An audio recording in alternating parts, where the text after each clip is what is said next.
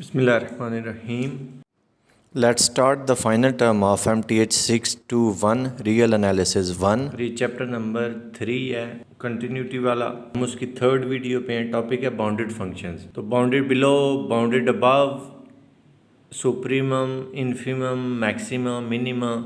Final term के point of view से ये इंपॉर्टेंट तो हैं, लेकिन ये भी बात आपने ज़हन में रखनी है कि जब तक ये बातें आपको जो भी मैं करने लगूँ क्लियर नहीं होंगी तो नेक्स्ट सेमेस्टर में जो आपका MTH 631 है रियल एनालिसिस 2, उसकी बातें आपको समझ नहीं आएंगी कि वो क्या बातें हो रही हैं। तो इन चीज़ों का कंसेप्ट आपने अच्छी तरह क्लियर कर लेना। बाउंडेड बिलो फंक्शंस कौन से हैं, पहले मैं आपको एग्जांपल देता हूँ तो फिर हम डेफिनेशन की बात करते हैं। एक सेट है हमारे पास 5 6 7 8, इसको x का नाम हमने दे दिए। दूसरा सेट है 1 2 3 4, उसको हमने y का नाम दे दिए। y कह लें या s कह लें, इस डेफिनेशन में y को उन्होंने s कहा हुआ है।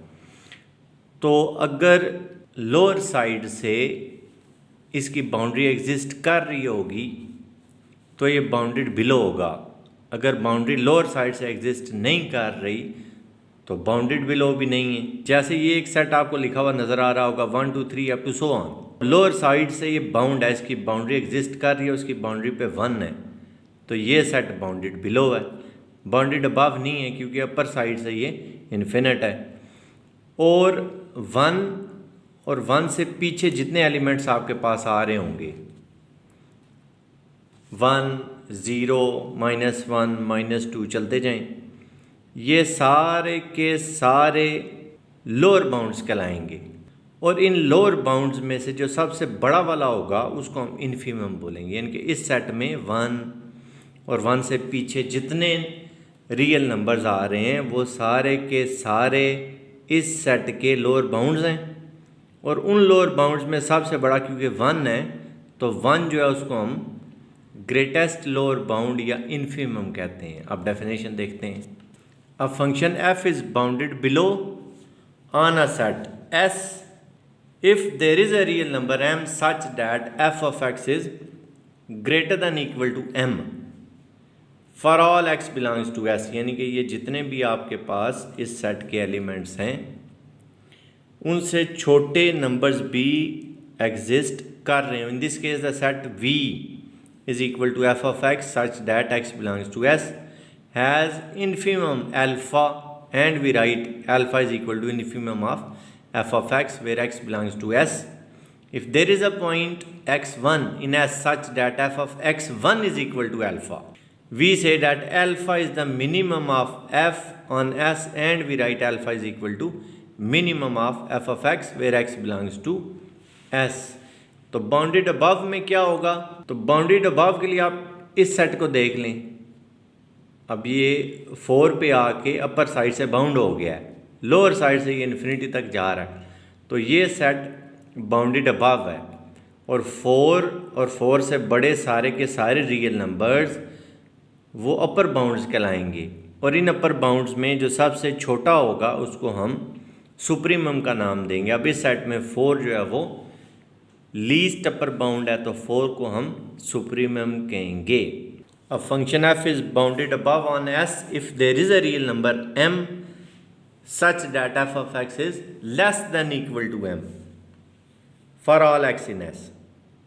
In this case, V has supremum beta, and we write beta is equal to supremum of f of x, x belongs to S. Least upper bound is called supremum. If there is a point x2 in S such that f of x2 is equal to beta, then we say that beta is the maximum of f on S, and we write beta is equal to maximum of f of x, x belongs to S. तो अगर एक set bounded below भी है और bounded above भी है, उस set को हम बाउंडेड कहते हैं। If f is bounded above and bounded below on a set S, then we say that S is bounded on S.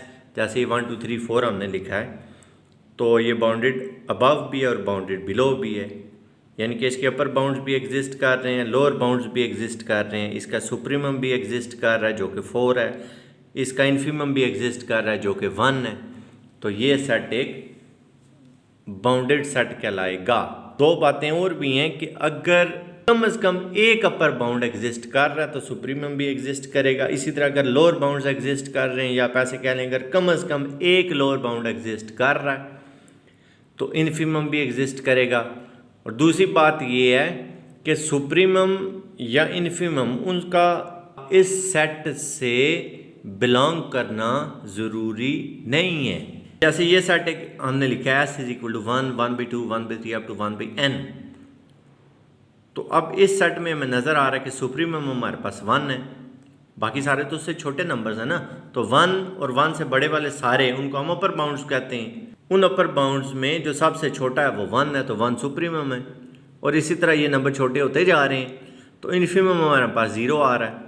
लेकिन अब 0 इस सेट में आपको नज़र नहीं आ रहा, तो सुप्रीमम में और may not belong to the set S। अभी हमारे पास एग्जांपल है g ऑफ x दिया हुआ 1/2। अगर x 0 है या x 1 है तो हमारे पास 1/2 आता है। और अगर x इनके दरमियान कोई और नंबर आप पुट कर रहे हैं तो आपने 1 माइनस x में वो वैल्यू पुट करनी है। तो मैं गिवन है ये जो फंक्शन है ये बाउंडेड है 0, 1 पे, और इसका सुप्रीमम हमारे पास 1 है और इन्फीमम हमारे पास 0 है। Therefore g has no maximum और मिनिमम ऑन 0, 1। क्यों? ना आपको मैक्सिमम वैल्यू मिल रही है ना आपको मिनिमम वैल्यू मिल रही है। मतलब अगर आप जैसे क्वेश्चन में दिया हुआ है, अगर हम 0 पुट करें तो 1/2 मिल रहा है, 1 पुट करें तो भी 1/2 मिल रहा है। अगर आप कोई और वैल्यू पुट करते हैं तो आपने 1 माइनस x में पुट करनी। जैसे हम 0.1 पुट कर रहे हैं तो हमारे पास 0.9 आ रहा है, तो इसी तरह बाकी सारी वैल्यूज भी पुट करके देख लें, ना आपको 0 मिलेगा ना ही आपको 1 मिलेगा। Therefore g has no maximum or minimum value on closed interval 0, 1 since it doesn't assume either the values 0 and 1। Next function है h of x is equal to 1 minus x, और x आपका क्लोज इंटरवल है 0 से 1 तक। तो जब मैं इसमें 0 पुट करता हूँ तो h of 0 1 minus 0 1 आ गया। जब 1 पुट करता हूँ तो 1 minus 1 वो 0 आ गया। तो ये हमें मैक्सिमम मिनिमम दोनों वैल्यूज़ मिल चुकी हैं।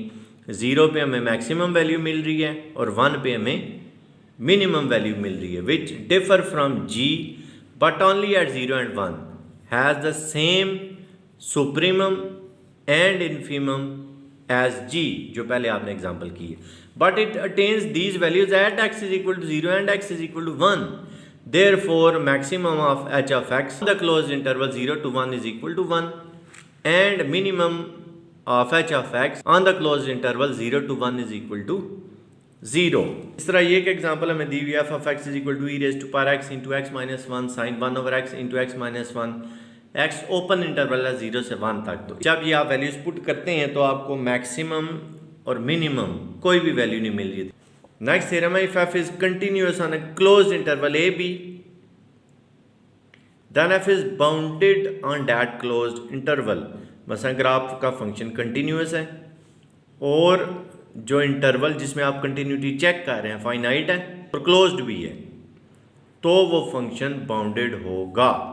एक और बात हम यहीं पे डिस्कस कर लेते हैं कि अगर वो फंक्शन बाउंडेड है, कंटिन्यूस है, फाइनाइट है, क्लोज्ड है, तो फंक्शन यूनिफॉर्मली कंटिन्यूस भी होगा।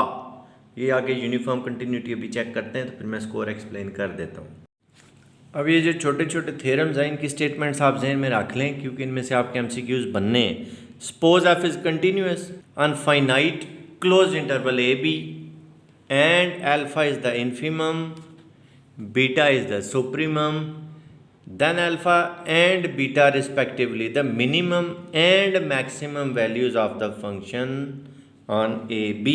यानी कि अगर इन्फीमम और सुप्रीमम एग्जिस्ट कर रहे हैं तो उन्हीं इन्फीमम और सुप्रीमम को हम मिनिमम और मैक्सिमम कह रहे हैं। That is there are points x1 and x2 in a b such that f of x1 is equal to alpha and f of x2 is equal to beta। Important topic आ गया जी intermediate value theorem. अब ये क्या है कि आपके पास किसी कार्टेशियन कोऑर्डिनेट सिस्टम में अगर दो पॉइंट्स हैं ए और बी, फर्ज करते हैं ये पॉइंट है ए,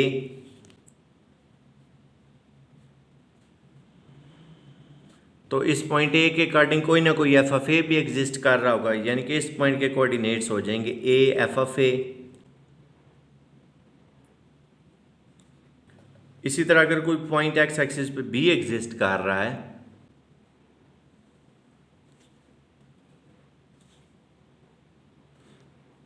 तो वाई एक्सिस पे भी कोई ना कोई एफ ऑफ बी एग्जिस्ट कर रहा होगा। इनके इस पॉइंट के कोऑर्डिनेट्स हो जाएंगे B F of B.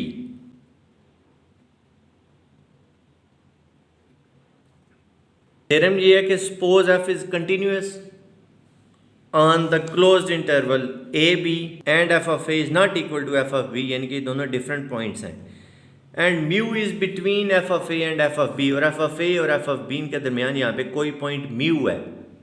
Mu को हम कह रहे हैं F of C for some C in open interval A B, यानी कि ए बी के दरमियान, आसान लफ्ज़ों में बात करते हैं, ए बी के दरमियान अगर यहाँ पे कोई पॉइंट सी है तो यहाँ पे वाई एक्सिस पे भी कोई एफ ऑफ सी एग्जिस्ट कर रहा होगा। तो इस पॉइंट के कोऑर्डिनेट्स क्या हो जाएंगे, सी एफ ऑफ सी। लेकिन इसमें आपने एहतियात ये करनी है कि ए बी जो है वो क्लोज्ड इंटरवल है जिस पे कंटिन्यूअस है, लेकिन जब आपने सी चेक करना है फिर आप ओपन ही चेक करेंगे। Suppose F is continuous on A B closed interval, F of A is not equal to F of B, mu is between F of A and F of B, then F of C is equal to mu for some C in open interval A B. आसान लफ्ज़ों में तो ऐसे है कि अगर function के हर point पे कंटिन्यूटी एग्जिस्ट कर रही है तो वो फंक्शन यूनिफॉर्मली कंटिन्यूअस होगा।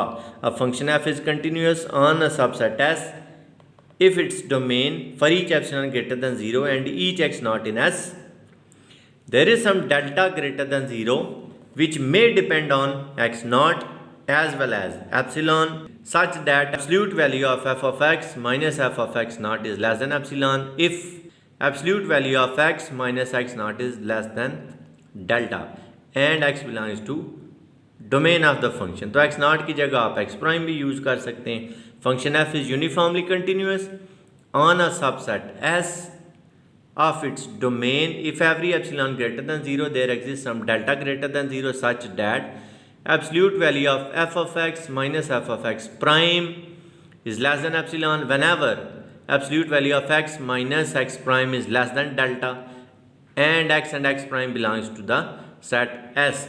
अब यूनिफॉर्म कंटिन्यूस नहीं है वो आपको कैसे पता चलेगा क्वेश्चंस करते हुए। अगर ये जो एब्सोल्यूट वैल्यू है F of x minus F of ex prime ये अगर ग्रेटर देन एप्सिलॉन हुई तो फंक्शन यूनिफॉर्मली कंटिन्यूस नहीं होगा। एग्जांपल्स छोटी छोटी 2-3 वो देखते हैं, ये आपके एमसीक्यूज में आने के बहुत ज़्यादा चांसेस हैं। Check the uniform continuity of the function F of x is equal to 2x according to definition check करते हैं। For the function F of X we have absolute value of F of x minus F of x prime is equal to 2 into absolute value of x minus ex prime.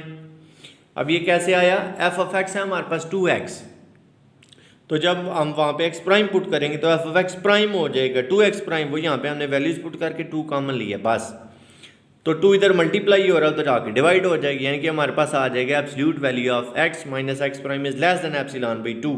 Therefore the function f of x is uniformly continuous on set of real numbers। अब वो जो मैं आपको कह रहा था कि कैसे पता चलेगा फंक्शन यूनिफॉर्मली कंटिन्यूस नहीं है वो भी आप चेक कर रहे हैं। Function f is not uniformly continuous on S if there is an epsilon naught greater than 0 such that if delta is any positive number there exist points x and x prime in S such that absolute value of x minus x prime less than delta but absolute value of f of x minus f of x prime is greater than equal to epsilon naught। Epsilon के लिए ना आप ज़हन में ये रख लें 1 से छोटे नंबर, बस अगर आपके पास यहाँ पे आता है ना absolute value of x minus f of x prime is greater than equal to 1 तो फंक्शन यूनिफॉर्मली कंटिन्यूअस नहीं होगा। Show that the function g of x is equal to X square is uniformly continuous on closed interval minus r to r and r is finite, मतलब कि r आप यहाँ पे infinity की बजाय कुछ और पुट करें तो ये फंक्शन यूनिफॉर्मली कंटिन्यूअस होगा, लेकिन अगर आप यहाँ पे इन्फिनिटी पुट करते हैं तो ये यूनिफॉर्मली कंटिन्यूअस नहीं आता। बहरहाल पहले इस एग्जांपल को देखते हैं। Absolute value of g of x minus g of x prime is equal to X square minus square of x prime, तो a square minus b square apply हो गया, a minus b into a plus b which is less than equal to 2r absolute value of x minus x prime. और अगर r आपके पास 0 से 1 तक का कोई इंटरवल है तो फिर ये आर भी आपको लिखने की ज़रूरत नहीं है, फिर इसकी maximum value 2 into x minus ex prime होती है। ये लास्ट वीडियो में हमने इस तरह की एक एग्जांपल की थी।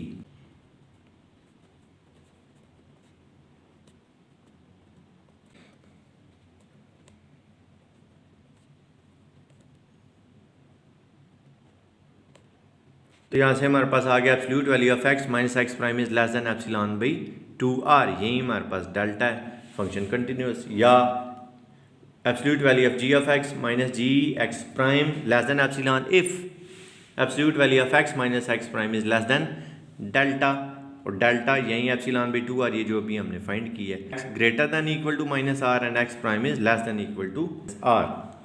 Next है the function g of x is equal to x square is not uniformly continuous on minus infinity to plus infinity। जो भी मैं आपको इधर बात बता रहा था, माइनस आर से आ रहा तो ठीक है, वो कंटिन्यूस है यूनिफॉर्मली, लेकिन अगर माइनस इन्फिनिटी टू इन्फिनिटी करेंगे वो कंटिन्यूस नहीं आएगा, ग्रेटर देन 1 हो जाएगा। We will show that delta greater than 0 there are real numbers x and x prime such that absolute value of x minus x prime is equal to delta by 2 and absolute value of g of x minus g of x prime is greater than equal to 1।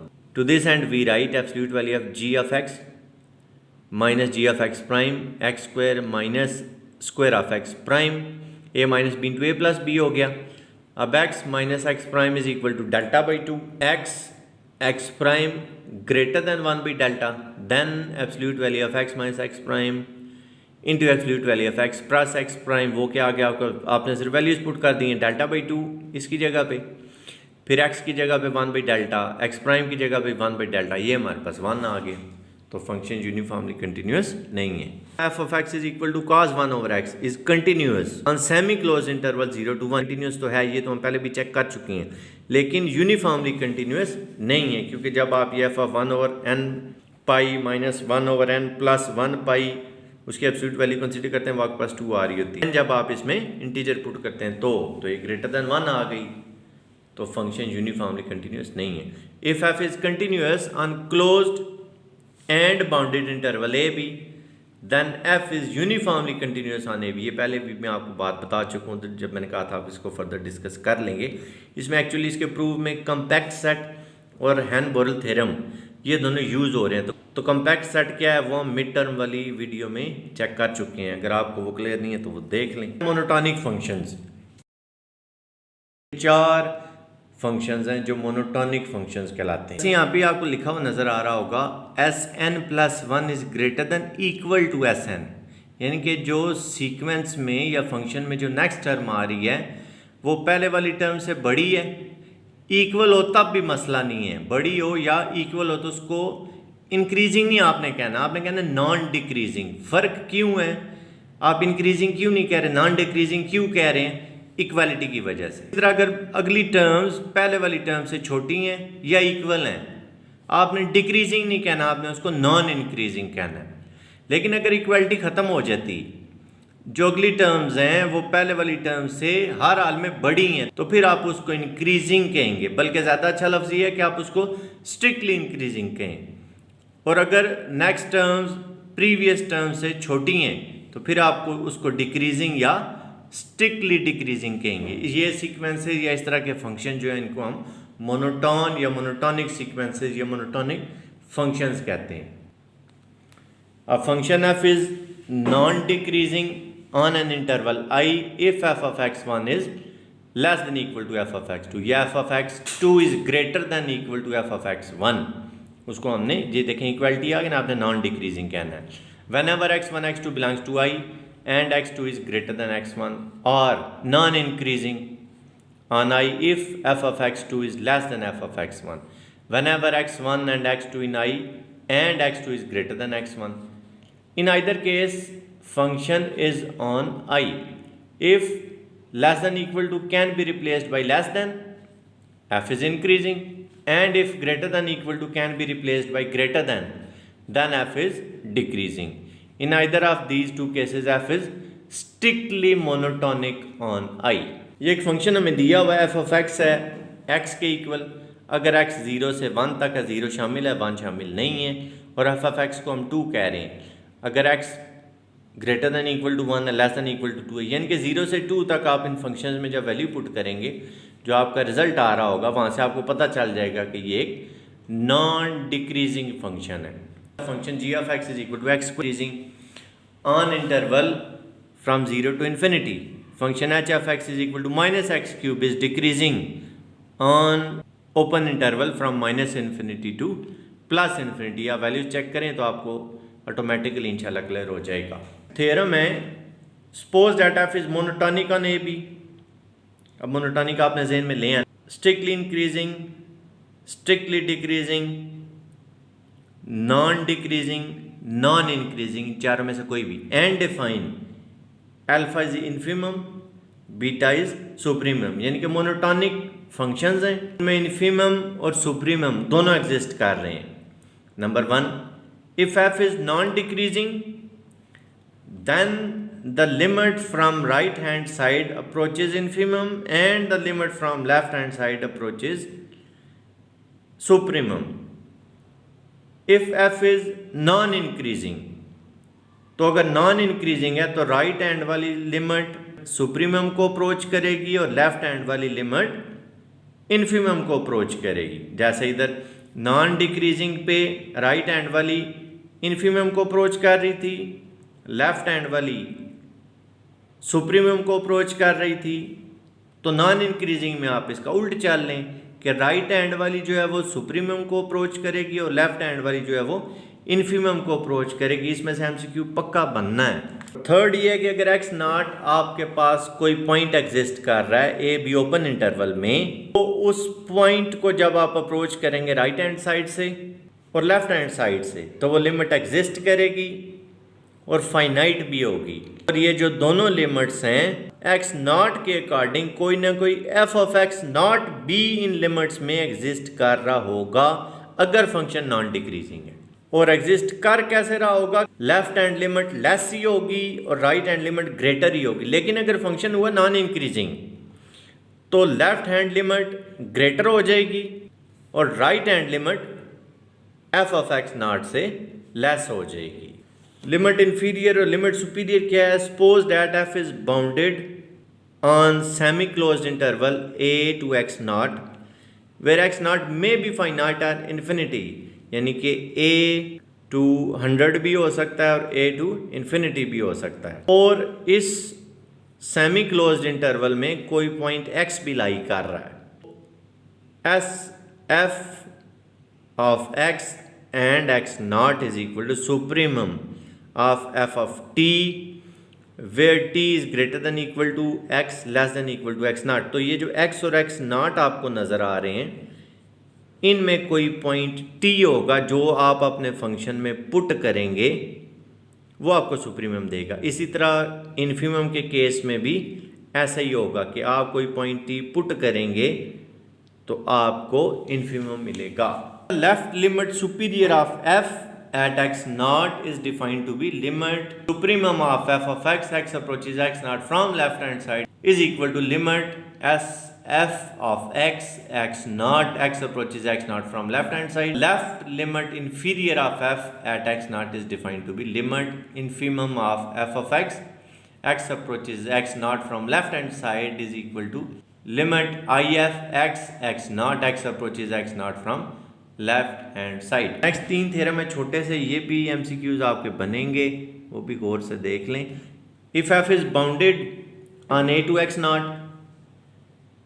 Then beta is equal to limit supremum of x approaches x not from left hand side on f of x exist and is the unique real number with the following properties. If epsilon greater than 0 then there is an a1 in that interval such that f of x is less than beta plus epsilon and x lies between a1 and x naught. If epsilon is greater than 0 and a1 is in a x naught, then f of x tilde is greater than beta minus epsilon for x tilde belongs to a1 x naught. Next theorem, if f is bounded on a x naught, then alpha limit infimum of x approaches x naught from left hand side f of x exists and is the unique real number with the following properties। यानी कि ये जो पहले वाली statements हैं ये दोनों की सेम है। तो इसी तरह जैसे उधर हमने बीटा का जिक्र किया था, इधर हम अल्फा की बात कर लेंगे।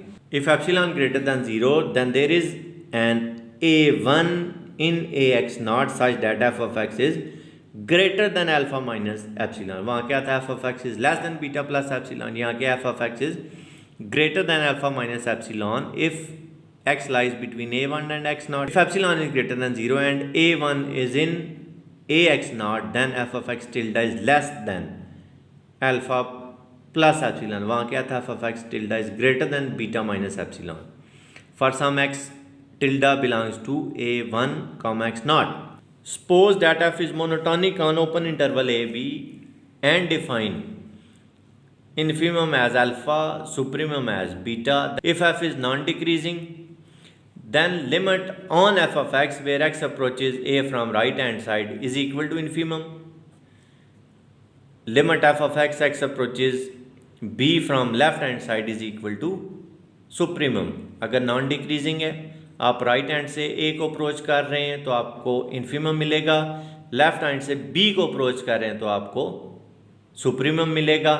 एक्स नॉट अगर इन दोनों के दरमियान कोई पॉइंट है, अगर आप लिमिट एक्स नॉट पे अप्लाई कर रहे हैं राइट हैंड साइड से और लेफ्ट हैंड साइड से एग्जिस्ट भी कर रही है, फाइनाइट भी है, तो f of x not b x not के अकॉर्डिंग एग्जिस्ट करेगा और लेफ्ट हैंड वाली लिमिट लेस ही होगी इससे और राइट हैंड वाली लिमिट ग्रेटर ही होगी इससे। If f is monotonic and non constant on A B, यानी कि आपको एक पॉइंट नहीं मिल रहा, मतलब एफ ऑफ 1 भी ए मिले, एफ ऑफ 2 भी ए मिले, एफ ऑफ 3 भी ए मिले, ऐसा नहीं है, नॉन कांस्टेंट है। If f is monotonic and non constant on A b then f is continuous on A b if and only if its range is equal to F of x, x belongs to closed interval a b is closed interval with end points f of a and f of b. Suppose f is increasing and continuous on a b and let f of a is equal to c and f of b is equal to d. Then there is a unique function g defined on closed interval c d such that g of f of x, composition of function g of f of x is equal to x और x लाजमी है a और b के दरमियान हो। इसी तरह f of g of y is equal to y और y लाजमी है c और d के दरमियान हो। g is continuous and increasing on c d. Next topic है इनवर्स, हमने कैसे फाइंड करना है f of x x square और x जो है वो greater than equal to 0 less than equal to r, inverse of the give. अब आपने करना क्या है, मैं आपको आसान तरीका बताता हूँ। आप f of x की जगह y लिखें, यहाँ से आप x की वैल्यू फाइंड कर लें।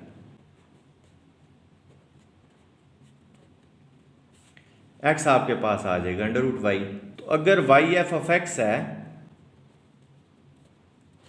तो x को हम कैसे लिखेंगे, f इनवर्स y।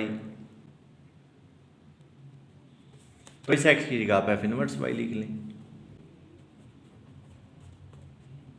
हमने तो f of x का इनवर्स फाइंड करना था, तो रिप्लेसिंग द वेरिएबल्स, ये आपके पास इनवर्स कैलकुलेट हो गया। इसी तरह अब ये क्वेश्चन है f of x is equal to 2x plus 4, तो आप y is equal to f of x use करें।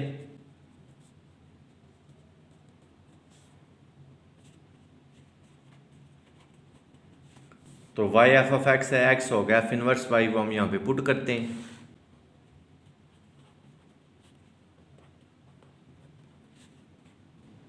रिप्लेसिंग द वेरिएबल्स, डोमेन और रेंज आप यहाँ से चेक कर लें। y है greater than equal to 4 less than equal to 8। हमारा चैप्टर नंबर 3 कंप्लीट हो गया कंटिन्यूटी वाला। अब हम आते हैं चैप्टर नंबर 4 पे डिफरेंशिएबिलिटी और इसके बाद चैप्टर नंबर 5 रेमन इंटीग्रल।